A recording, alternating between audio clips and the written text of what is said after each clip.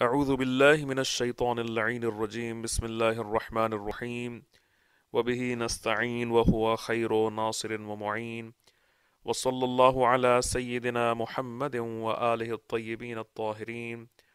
ناظرین محترم، السلام علیکم ورحمۃ اللہ وبرکاتہ۔ آج آپ حضرات کی خدمت میں سورہ اعلیٰ کی ایک مختصر سی تفسیر اور اس کا تعارف لے کے حاضر ہوئے ہیں۔ سورہ اعلیٰ ایک بہت ہی اہم سورہ ہے، اور اس بات کا اندازہ آپ کو اس کی جو فضیلت ہے اس سے ہو جائے گا۔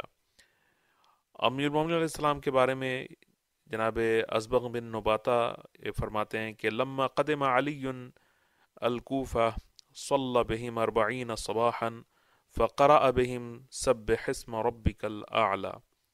وہ فرماتے ہیں کہ جب مولا علی علیہ السلام جو ہے تشریف لائے کوفے میں، تو 40 روز جب صبح کی نماز آپ پڑھتے تھے تو سبح اسم ربک الاعلی کی تلاوت فرماتے تھے۔ تو اس سے اس بات کا اندازہ لگایا جا سکتا ہے کہ یہ سورہ مولا علی علیہ السلام کی نظر میں کتنا اہم تھا۔ اور پھر ایک حدیث میں یہ آیا ہے کہ قالا، یہ امام علی علیہ السلام سے منقول ہے کہ قالا کان رسول اللہ صلی اللہ علیہ وآلہ یحب هذه السورہ سبح اسم ربک الاعلی۔ وہ فرماتے ہیں کہ مولا علی علیہ السلام یہ فرماتے ہیں کہ رسول اللہ علیہ وسلم جو ہے وہ اس سورہ یعنی سورہ سبح اسم ربک الاعلی کو بہت زیادہ پسند فرماتے تھے، یعنی ان کا یہ پسندیدہ ایک سورہ تھا۔ عن ابی حمیسہ عن علی علیہ السلام، یعنی ابو حمیسہ امام علی علیہ السلام سے یہ نقل فرماتے ہیں کہ صلیت خلفہ 20 لیلہ، میں نے امام علی علیہ السلام کے پیچھے 20 راتیں نماز پڑھیں، یعنی ان کے پیچھے 20 نمازیں جو ہیں وہ پڑھیں۔ فلیس یقرأ الا سبح اسم، اور وہ امام سوائے سبح اسم ربک الاعلی کے اور کوئی سورہ ہی ان راتوں میں امام نے نہیں پڑھا۔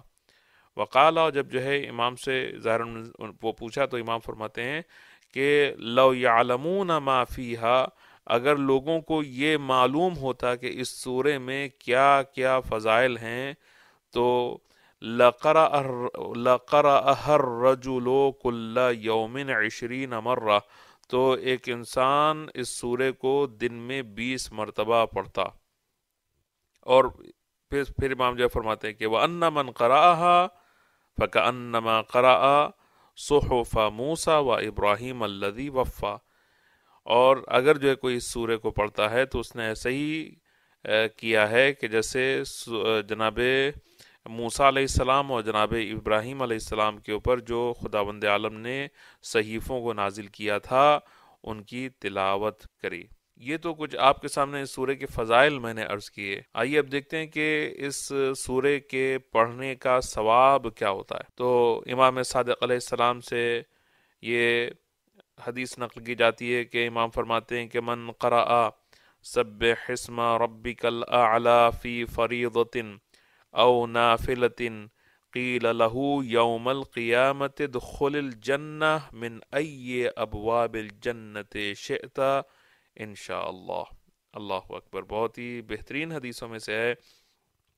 امام فرماتے ہیں کہ جو بھی سبح اسم ربک الاعلی سورہ اعلیٰ کی تلاوت واجب یا مستحبی نمازوں میں سے کرے کسی نماز میں، تو قیامت کے دن خداوند عالم اس سے یہ کہا جائے گا کہ جس دروازے سے تم چاہو جنت کے داخل ہو جاؤ۔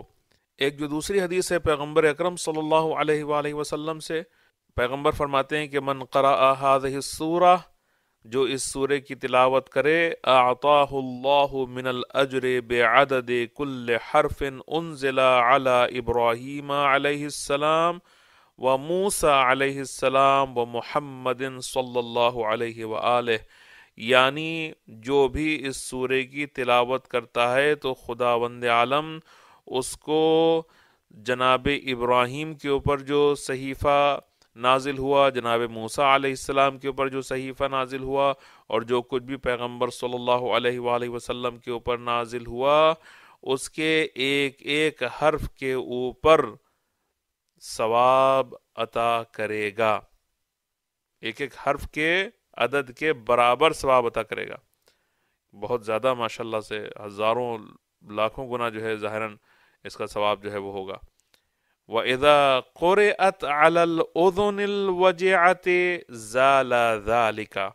اب جو ہے پیغمبر اس کی اور زیادہ فضیلت کو بیان فرماتے ہیں کہ جو بھی اگر کسی ایسے شخص کے اوپر پڑھے کہ جس کے کان میں درد ہو تو پھر اس کے درد کو اس کے پڑھنے سے خداوند عالم زائل کر دے گا، دور کر دے گا.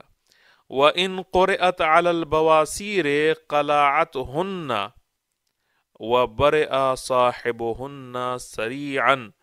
اور جو کسی ایسے شخص کے اوپر جو ہے اس سورہ کو پڑھے کہ جس کو بواسیر کی بیماری ہو، بواسیر کی بیماری میں مبتلا ہو، تو خداوند عالم اس کو جڑ سے اس بیماری کو بہت جلد اس کے لیے دور کر دے گا اور وہ شفا یاب ہو جائے گا. تو اس سورہ کی بہت زیادہ فضائل ہیں اور بہت زیادہ جو ہے وہ حسنات ہیں، اور ایک ایک حرف اس سورہ کے پڑھنے کا بہت زیادہ اجر جو ہے وہ رکھتا ہے. اس سورہ کے بارے میں یہ بھی ملتا ہے کہ پیغمبر اکرم صلی اللہ علیہ وآلہ وسلم سے ظاہراً یہ منقول ہے کہ اذا قرأ سبح اسم ربک الاعلی قال سبحان ربی الاعلی. یعنی جو بھی اس سورہ کی تلاوت کو کرے اور اس کو پڑھے تو پھر اس کے بعد یہ بھی کہے سبحان ربی الاعلی. ہاں لیکن امام محمد باقر علیہ السلام جب فرماتے ہیں کہ اذا قرأت سبح اسم ربک الاعلی فقل سبحان ربی الاعلی وَإِن كُنْتَ فِي الصَّلَاةِ فَقُلْ فِي مَا بَيْنَكَ وَبَيْنَ نَفْسِكَ. یعنی امام بھی وہی پہ فرما رہے ہیں کہ جو پیغمبر اکرم نے فرمایا ہے کہ تم جب اس سورہ کی تلاوت کرو تو سبحان ربی الاعلی بھی کہو، لیکن اگر نماز کی حالت میں تم نے سبحان یہ سورہ اعلی کو جو ہے وہ پڑھا ہے تو پھر اس کو اپنے اور اپنے نفس کے درمیان میں رکھو. یعنی اس کا مطلب یہ کہ خاموشی سے اپنے دل کے اندر ہی اس کو پڑھو اور کہو. اچھا، یہ سورہ نازل کیسے ہوا ہے؟ تو اس کے نزول کے شان نزول کے بارے میں 2-3 روایتیں جو ہے وہ ملتی ہیں، جو میں آپ کے سامنے ان میں سے مختصراً جو ہے وہ عرض کرنا چاہتا ہوں کچھ روایات. تو پیغمبر اکرم صلی اللہ علیہ وآلہ وسلم سے قال ابن مسعود قال علی علیہ السلام یا رسول اللہ صلی اللہ علیہ وآلہ ما اقول فی السجود فی الصلاة فنزل سبح اسم ربک الاعلی قال فما اقول فی الرکوع فنزل فسبح باسم ربک العظیم. تو اب یہ جو ہے وہ ابن مسعود سے روایت ہے، وہ کہتے ہیں کہ مولا علی علیہ السلام نے یہ رسول اللہ صلی اللہ علیہ وآلہ وسلم سے پوچھا کہ میں سجدے کی حالت میں کیا کہوں نماز میں، تو پھر خداوند عالم نے سبح اسم ربک الاعلی یعنی سورہ اعلیٰ کو بھیجا. پھر پھر جو ہے امام علیہ السلام نے پیغمبر سے پوچھا کہ فما اقول فی الرکوع، اور میں رکوع میں جو ہوں وہ کیا کہوں. پیغمبر سے رکوع کے بارے میں جو پوچھا تو وہ فرماتے ہیں کہ فنزل فسبح باسم ربک العظیم فکان اول من قال ذلك. تو یہ حدیث جو ہے وہ بہت عظیم حدیثوں میں سے ہے، اور یہ سورہ بہت عظیم سوروں میں سے ہے، اور شاید اسی وجہ سے مولا کائنات اس کی برابر جو ہے وہ نماز میں تلاوت فرمایا کرتے تھے.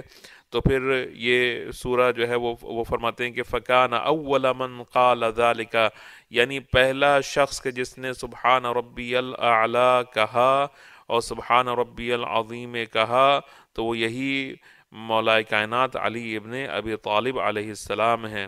اس سورہ کی جو دوسری شان نزول ہے وہ امام سجاد علیہ السلام سے منقول ہے.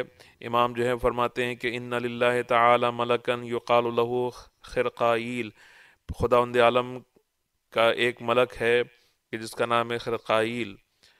لہو 18,000 جناح، اس کے 18,000 پر ہیں. اور کتنا بڑا یہ فرشتہ ہے؟ امام فرماتے ہیں کہ ما بین الجناح الی الجناح 500 عام، ہر پر کے بیچ میں اس فرشتے کے 18,000 پر ہیں، اور ہر پر کے بیچ کا جو فاصلہ ہے وہ 500 سال کا فاصلہ ہے. فخطر له خاطر هل فوق العرش شيء، اس کے ذہن میں یعنی اس فرشتے کے ذہن میں آئی ایک بات کہ کیا عرش سے بھی اوپر کوئی چیز ہے؟ فزادہ اللہ تعالی مثلہا اجنحہ اخرى، تو خداوند عالم نے اس کے جو ہے اسی کے جیسے اور پر جو ہے وہ دے دیے. فکان لہ ست و ثلاثون الف جناح، تو اب جو ہے اس کے 36,000 یعنی 18,000 تھے، اس کے ڈبل خداوند عالم نے اس کو پر دے دیے، تو اب اس کے 36,000 پر جو ہے وہ ہو گئے، 36,000 جو ہے پر ہو گئے. اور ہر پر کے بیچ میں ما بین الجناح الی الجناح 500 عام، ہر پر کے بیچ میں 500 سال کا فاصلہ تھا. ثم اوحى اللہ الیہ، اور اس کے بعد پھر خدا عالم نے اس کے اوپر وحی کی، ایھا الملک طر، اے ملک اڑو، پرواز کرو. فطار مقدار 20,000 عام، تو یہ ملک جو ہے وہ 20,000 سال کے برابر اڑتا رہا. لم ینل رأس قائمت من قوائم العرش، لیکن وہ عرش کے ستونوں کے ایک ستون کے اوپر کا جو حصہ ہے اس تک کے رأس تک کے بھی جو ہے وہ نہیں پہنچ سکا، ٹاپ تک کے بھی نہیں پہنچ سکا. ثم ضاعف اللہ له فی الجناح، پھر خداوند عالم نے اس کے پروں میں اضافہ کیا، والقوہ، اور اس کی طاقت میں بھی اضافہ کیا. وَأَمَرَهُ أَن يَطِيرَ، اور اس سے کہا کہ اڑو. فَطَارَ مِقْدَارَ 30,000 عام، پھر وہ 30,000 سال تک کے جو ہے اڑتا رہا. لم ینل ایضاً، لیکن اس کے باوجود بھی وہ ٹاپ آف دا جو ستون ہے، اس پلر جو ہے عرش کا، اس تک کے نہیں پہنچ سکا. فَأَوْحَى اللَّهُ إِلَيْهِ، پھر خدا عالم نے اس سے وحی کی، ایھا الملک، اے ملک، لو طرت الى نفخ الصور مع اجنحتك وقوتك لم تبلغ الى ساق عرشی. فقال الملک سبحان ربی الاعلی، تو پھر خداوند عالم نے اس کے اوپر جو ہے وہ وحی کی اور اس سے جو ہے وہ یہ کہا کہ اگر اے ملک، اگر تو جب سور پھونکا جائے گا اس وقت تک کہ اڑتا رہے اپنے تمام ان پروں کے ساتھ، اپنی تمام اس قوتوں کے ساتھ کہ جو میں نے تجھے دی ہیں، لم تبلغ الی ساق عرشی، اس کے باوجود بھی تو ساق عرش تک کے نہیں پہنچ پائے گا. تب جب خداوند عالم نے اس سے یہ کہا تو ملک نے کہا سبحان ربی الاعلی، بے شک میرا پروردگار بہت ہی بلند ہے، میرا رب بہت ہی بلند ہے. فَأَنزَلَ اللَّهُ عَزَّ وَجَلَّ سَبِّحِ اسْمَ رَبِّكَ الْأَعْلَى، تب خداوند عالم نے اس سورہ کو سبح اسم ربک الاعلی کو نازل کیا. فقال النبی صلی اللہ علیہ وآلہ اجعلوها فی سجودکم، تو پھر اس کے بعد پیغمبر نے لوگوں سے یہ کہا کہ سبحان ربی الاعلی کو اپنے سجدوں میں پڑھا کرو اور اس کا ذکر کیا کرو. تو یہ دو شان نزول آپ کے سامنے میں نے عرض کیے ہیں، اور بھی اس کے متعلق جو ہے وہ باتیں موجود ہیں الحمدللہ، اور اس کی بہت زیادہ فضیلت ہے اس سورہ کی.